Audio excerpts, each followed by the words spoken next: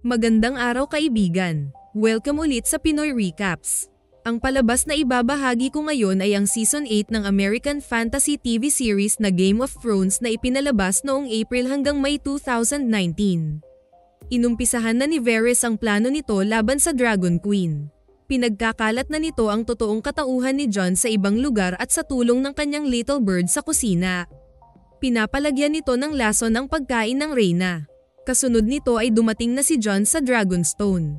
Sinalubong ito ni Varys, at hindi nagsayang ng oras ang lalaki. Nagpahiwatig na agad ito ng intensyon na susuportahan nito ang pagiging hari ni Jon.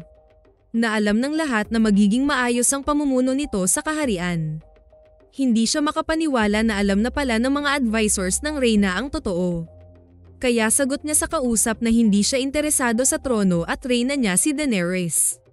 Ang hindi alam ng dalawa, pinagmamasdan pala sila ni Tyrion. Ilang araw ding nagluksa ang Dragon Queen sa mga nangyayari. Pero kailangang kausapin ng handang reyna para ipaalam ang tungkol kay Varys pero alam na pala ito ni Khaleesi. Na pinagtaksilan siya ni Jon. Na ang warden ang puno ng lahat ng pagkalat ng impormasyon. Dito siya nadismaya kay Tyrion dahil kahit alam na nitong ikasira niya ang bagay na ito pero hinayaan lang ito ng kanyang hand. Na matalino naman sana ito kaya alam nilang ganito ang gustong mangyari ni Sansa. Ngunit sinubukang mga tuwiran ni Tyrion na wala silang masamang balak kundi kailangan nilang malaman kung sino-sino ang maaring magbanta sa buhay niya pero huli na umano ang lahat nalaman na din niya ang totoo. Alam na ni Varys ang mangyayari sa kanya kaya sinunog niya ang isinulat tungkol kay Jon at nagtanggal ng mga alahas. Ilang saglit lang ay sinundo na siya ni Grey Worm. Dinala siya ng mga ito sa may dalampasigan kung saan nag-aantay si Daenerys at iba pa. Sinalubong siya ni Tyrion at inamin na ito ang nagsumbong sa reyna. Sinagot niya ito na sana mali siya sa kanyang akala at deserve na mamatay. Nagpaalam na rin siya sa hand. Maya-maya lang ay humarap na dito ang reyna. Pagkatapos sentensyahan ng kamatayan ang pagtataksil ni Varys, inutusan na nito ang dragon na sunugin ang advisor. Pagkatapos ng execution, humarap si Jon kay Daenerys. Dito siya sinumbatan ng reyna na ganito umano ang mangyayari dahil sa pagsabi niya ng katotohanan kay Sansa. Na isa din ang kapatid niya na nag-udyok sa pagkamatay ni Varys. Isa umano itong panalo para sa kanila. Na kahit sabihin pa niyang ayaw niya ang trono, malalaman na din ng iba ang katotohanan. At siguradong mas pipiliin siya ng mga taga-Westeros kaysa kanya. Dahil dito, takot na lang umano ang nararamdaman ni Khaleesi kay Jon. Na kahit mahal siya ng warden at siya ang kinikilala nitong reyna, hindi na rin maibabalik sa dati ang pagtingin nila sa isa't isa. Desidido na talaga si Daenerys na salakayin ng King's Landing pero naglakas loob pa rin si Tyrion na palamigin ang reyna tungkol dito. Na marami umano ang inosenteng madadamay. Na ito umano ang rason niya bakit nagpunta siya ng Westeros para protektahan ang mamamayan. Ngunit sagot ng Dragon Queen na alam nilang lahat na strategy lang ito ni Cersei para wag silang umatake sa capital. Na ang Lannister ang gumawa ng paraan para madamay ang mga tao. Kailangan umano niyang tuldukan ang pagkakaroon ng tyrant sa King's Landing para sa kinabukasan ng mamamayan gaya ng Meereen, Yunkai at Astapor. Kasunod nito ay inutusan ng reyna si Grey Worm na ihanda ang Unsullied sa tapat ng gate. Kaya sabi ni Tyrion na bigyan ng chance ang mga kasundaluhan ni Cersei kung susuko na umano ang mga ito. Pag narinig na umano nila ang kalambang ng kampana, ito na raw ang signal na sumurrender na ang King's Landing kaya sana itigil na ni Daenerys ang pag-atake sa capital. Napatingin ang reyna kay Tyrion at tumango ito kay Grey Worm. Pero bago makaalis ang hand, sinabihan ito ni Khaleesi na nahuli ng mga kawal si Jaime. Dito binalaan ng reyna ang imp na sa susunod na pagkakamali nito. Yun na umano ang kahuli-hulihan. Maya-maya lang ay pumunta si Tyrion sa kampo ng kasundaluhan sa kasekretong kinausap si Davos. At kinagabihan, pinuntahan niya si Jaime. Dito niya sinabihan ang kapatid na pakakawalan ito at kumbensihin si Cersei na sumuko na. Dahil kung hindi katapusan na umano ng Lannister at kasama ang milyong katao sa King's Landing. Ngunit sagot ng Kingslayer na posible umanong mananalo pa si Cersei dahil kukunti na lang ang army ni Daenerys at isa na lang ang dragon nito. Pero mariin ang sagot ni Tyrion na wawasakin ni Khaleesi ang capital kinabukasan. Tumakas na lang umano ang dalawa. Dito niya sinabi kay Jaime ang sekretong lagusan sa underground na patungo sa dagat. Pumunta umano sila ng Pentos at magbagong buhay. Kung wala silang pakialam sa milyong tao sa King's Landing, at least concerned daw sila sa kanilang anak. Nagmakaawa si Tyrion kay Jaime na gawin ito bago pa maging huli ang lahat. Dagdag niya na kailangang patunugin niya ang kampana ng simbahan para hindi na itutuloy ni Daenerys ang pagsunog sa kapital. Kailangan umano niyang gawin ito para sa mga mamamayan ng Westeros. Sinabihan siya ng kapatid na pupugutan umano siya ng kanyang reyna dahil dito. Ngunit sagot niya na maaring oo, maaring hindi, lalo na kung wala namang dam-anak na dugo sa pagkuha nito sa Iron Throne. Hindi na natakot si Tyrion sa pagpalaya niya kay Jaime para lang sa mga taong inosente. Bago sila naghiwalay, nagpasalamat siya sa lahat ng ginawa ng kapatid sa kanya. Nautang umano niya ang buhay kay Jaime dahil hindi halimaw ang tingin nito sa kanya. Kung wala ang tulong ng kapatid, hindi siguro siya makasurvive sa mundo. Kinaumagahan, nakahanda na ang buong fleet ni Euron. Nag-aabang sa pagsalakay ng dragon. Nakahanda na rin ang mga Scorpions ng King's Landing. At ng mga sandaling iyon, nakapasok na din si Arya at Hound sa loob ng capital. Nakahanda na din sa harapan ng castle ang buong army ng Dragon Queen.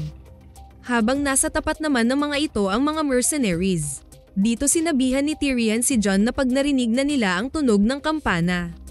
Ibig sabihin ay sumuko na umano si Cersei at ihinto na nila ang pag-atake. Samantala, kampante lang na pinagmasdan ng reyna ang mga taong pumasok sa castle. Pero maya-maya lang sinarado na ng mga guards ang malaking gate ng palasyo. At isa si Jaime sa mga hindi nakapasok. Sinubukan niyang tawagin ang kawal pero hindi siya naririnig nito dahil sa sobrang dami ng tao. Kaya wala siyang nagawa kundi bumalik at maghanap ng pwedeng madaanan papasok sa loob. Lahat nakaabang sa paglusob ni Daenerys. At hindi nga nagtagal, mabilis na bumaba ang reyna patungo sa fleet ni Euron. Isa-isa nitong sinunog ang mga barkong nadaanan nito. Mas mabilis ang pag-atake ng Dragon Queen at mababa na ang lipad nito kaya hindi nakagalaw ang mga Scorpions ng Greyjoy. Nang matapos na ang reyna kay Euron, dirdiretso na rin ito sa pag-atake ng mga Scorpions sa King's Landing. At bago pa makareload ang mga ito, nasunog na sila ni Daenerys. Habang sa gate naman, nag-aabang pa rin ang army sa tamang oras ng pagsalakay. Maya-maya lang ay narinig na nila ang mga pagsabog galing sa loob mismo ng King's Landing. At sa isang iglap, biglang bumagsak ang pader sa likod ng mga mercenaries dahil sa apoy na galing kay Drogon. Hindi inasahan ng kapitan na isang dragon pala ang makakalaban nila sa digmaang ito. Kasunod nito ay ang paglusob na ng Unsullied, Dothraki at mga Northerners papasok ng King's Landing. Dito na nagumpisa ang matinding sagupaan ng dalawang army. Mukhang hindi inaasahan ng kapital na makapasok kaagad ang mga kalaban. Habang pumapasok na ang kasundaluhan ni Daenerys, nagpatuloy naman siyang tunawin ang mga Scorpions sa buong King's Landing, kasabay na din ang pagsunog sa mga mercenaries. Nakatayo si Cersei sa palasyo at nakikita niya ang paglusob ng Dragon Queen sa kanyang mga depensa. Ang lahat ng ito ay hindi man lang nakaporma kay Drogon. Kitang-kita ng Lannister Queen ang pagkawasak ng mga ito. Ilang sandali lang ay nag-report na sa kanya si Qyburn tungkol sa pagbagsak ng kanilang machines at ng fleet ni Euron. Ngunit malakas pa rin ang loob ni Cersei, na hinding-hindi umano babagsak ang palasyo, hindi daw ngayon. At umaasa pa rin itong mapabagsak ng Greyjoy ang isa pang dragon ni Daenerys. Kaya napanganga na lang ang hand sa pinagsasabi ng reyna. Pagkalipas ng ilang oras na sagupaan, tuluyan na ring napasok ng army ng Dragon Queen ang King's Landing at nakaharap na nila ang buong Red Army. Habang nasa labas pa si Tyrion, inaabangan nito ang pagtunog ng kampana. At mabilis namang naglakad si Jaime patungo sa simbahan. Nang mga sandaling iyon, tapos nang wasakin ni Daenerys ang malalaking depensa ni Cersei kaya lumilipad na ito sa kabahayan na kinakatakot ng mga sibilyan. Ilang sandali lang ay dumapo na ito sa may gate. At hindi nagtagal, binitawan na rin ng Red Army ang kanilang mga swords. Dito na nakahinga si Jon at mga kasama. Maya-maya lang ay marami na ang sumisigaw na patunugin na ang kampana. Nag-aabang silang lahat sa pagtunog nito habang ramdam na ramdam ni Tyrion na sukdulan na ang naramdamang galit ng Dragon Queen. Nag-aabang lang din si Cersei sa susunod na mangyayari dahil naririnig din niya ang sigaw na patunugin na ang kampana. Ilang minuto pa ang lumipas at tumunog na din ang pinaka-ante nilang lahat. Napabuntong hininga si Jon, napapikit si Cersei ngunit sobrang galit pa rin ang nararamdaman ni Daenerys habang nakatingin sa palasyo. Akala nila tapos na ang laban ngunit sa nakikita ni Tyrion, mukhang hindi pa tapos ang reyna. Bigla itong lumipad patungo sa castle. At bago pa ito makalapit, nag-umpisa na itong magbuga ng apoy sa lahat ng dinaanan nito. Dito na napanganga si Tyrion. Habang dinig na dinig nila sa ground ang mga pagsabog, galit na galit ding nakatitig si Grey Worm sa mga Red Army. Nang magtakbuhan na ang mga ito dahil sa pagsunog ng reyna, bigla nitong binato ng sibat ang kapitan ng mga kalaban. At dito na ulit nagkasagupaan ang dalawang grupo. Hindi nakagalaw si Jon. Na-shock siya sa bilis ng pangyayari. At nang mahimasmasan na siya, pinipigilan niya ang mga Northerners sa pag-atake pero nang atakehin siya ng isang Red Army. Dito na rin siya nakipagsagupaan ulit. Nagwala na rin silang lahat kagaya ng pagwawala ni Daenerys.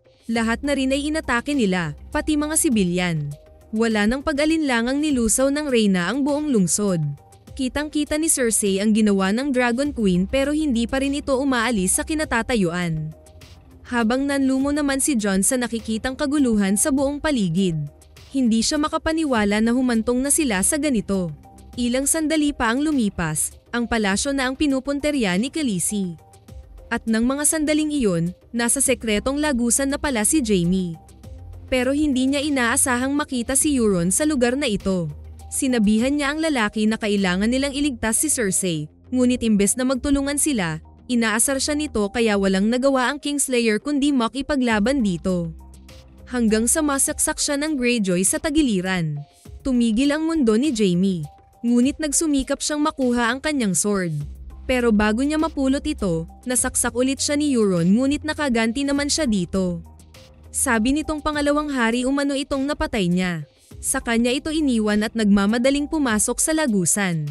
Habang nagliliyab na ang buong paligid ng castle, ayaw pa rin sanang umalis ni Cersei.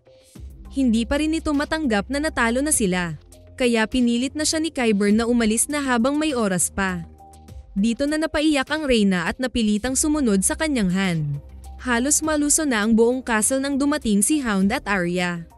Sinabihan nito ang babae na umalis na dahil sigurado umanong hindi na makakaligtas si Cersei kay Daenerys. Ngunit gusto talaga ni Arya ang siya ang makapatay sa Lannister. Pero pinigilan siya ni Hound at pinapaalis na dahil sigurado umanong mamamatay siya pag sumama siya sa loob. Nakinig naman si Arya, at bago sila tuluyang maghiwalay, nagpasalamat siya kay Hound. Nang pababa na sila Cersei, tuluyang tinutunaw ng Dragon Queen ang castle kaya nabagsakan ng malalaking tipak ng castle ang ibang Queen's Guard. Dahil sa proteksyon ni Mountain, nakaligtas pa rin ang reyna at hand nito. Ngunit nakasalubong na nila si Hound. Gusto na rin itong tapusin ang hidwaan nilang magkapatid kaya lalapit na sana ito sa kaharap pero sabi ng reyna na wag itong umalis sa gilid nito. Ngunit tila walang narinig ang Mountain. Nang pigilan din ito ni Qyburn, sinakal nito ang hand saka malakas na hinampes sa pader at tinapon sa sahig. Dahil dito, tahimik na lang na dumaan si Cersei sa dalawa at mag-isang lumisan. Habang dahan-daang gumuguho ang buong paligid, nakafocus lang ang magkapatid sa kanilang mga puot sa isa't isa. Kahit napakalakas ni Mountain, hindi pa rin umaatres si Hound. Hanggang sa masaksak niya ito sa mata. Dito na siya nabitawan nito kaya sinunggaban niya ang kapatid at bumigay ang pader, at sabay na silang nahulog sa baba ng tower. Maya-maya lang ay naabutan ni Jaime si Cersei na parang nawawala sa sarili. At napahagolgol ito nang makita siya. Nanghihina na ang Kingslayer pero nagsusumikap pa rin itong mailigtas ang babaeng mahal niya. Samantala, nahihirapang lumabas si Arya sa capital dahil sa patuloy na pagsunog ni Daenerys sa mga kabahayan. Kaya nagkakagulo pa rin ang mga tao. Kanya-kanya nagsusumikap na makaligtas at makahanap ng matataguan. Nagpatuloy ang pagsalakay ng Dragon Queen at bumagsak na ang buong lungsod kaya nag-utos si Jon na umatras na sila. Paglipas ng ilang oras, nagising si Arya na puro na alikabok ang buong paligid. Muntikan pa siyang mabagsakan ng gumuhong tower. At hindi pa rin pala tumigil si Daenerys sa pagsunog sa capital. Nang mga sandaling iyon, nakarating na sa underground si Jaime at Cersei. Ngunit laking gulat nila nang makita na gumuho na pala ang dadaanan nila palabas. Hopeless na silang dalawa sa kinasasadlakan nilang sitwasyon. Hanggang sinabi ni Cersei na gusto niyang mabuhay ang kanilang anak, na gusto pa niyang mabuhay para sa kanilang anak, na hindi siya mamamatay sa ganitong paraan. Niyakap siya ni Jaime at pilit pinakalma. Hindi na umano importante ang ibang bagay. Isipin na lang umano nilang sila na lang, wag na ang ibang bagay. At maya-maya lang ay gumuho na ang buong palasyo. Nagising ulit si Arya na halos wala din sa sarili niya. Wasak na wasak ang buong paligid, hindi kapani-pani walang bumagsak na talaga ang King's Landing. Ilang saglit lang ay nakita niya ang isang puting kabayo malapit sa kanya. Kaya sinakyan niya ito palabas ng capital. Sana nagustuhan niyo ang Season 8 Part 3 ng Game of Thrones. Maraming salamat sa inyong panonood. Kita-kits tayo sa susunod na video.